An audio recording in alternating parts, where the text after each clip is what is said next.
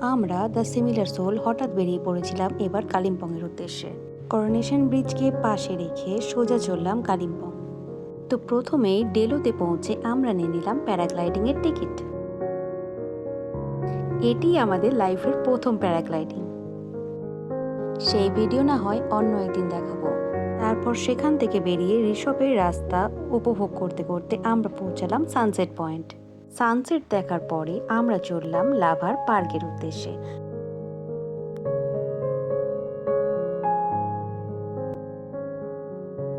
Lava পার্কে কিছুক্ষণ সময় কাটিয়ে এবার আমাদের গন্তব্যস্থল হলো লাভা মনেস্ট্রি। বিকেল যেহেতু হয়ে গিয়েছিল সেই জন্য আমরা ঠিক করেছিলাম পরের দিন লাভা মনেস্ট্রি দেখব। হোটেলে গিয়ে একটু ফ্রেশ হয়ে আমরা বেরিয়ে পড়েছিলাম এক ছোট্ট বন্ধুর সাথে।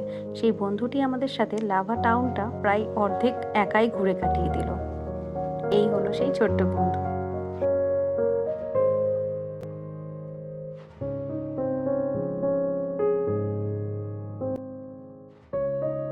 এরপর আমরা হোটেলে ফিরে গেলাম এবং হোটেলটি তোমাদের দেখিয়ে রাখি একদম মনেস্ট্রির উল্টো পাশে। এই যে তোমরা দেখছো মনেস্ট্রি, আর এটা হলো আমাদের হোটেলটা। তো এখানেই আমরা আমাদের আজকের দিনটা শেষ করছি। দেখা হচ্ছে পরের দিনের ভিডিওতে। এখন টাটা।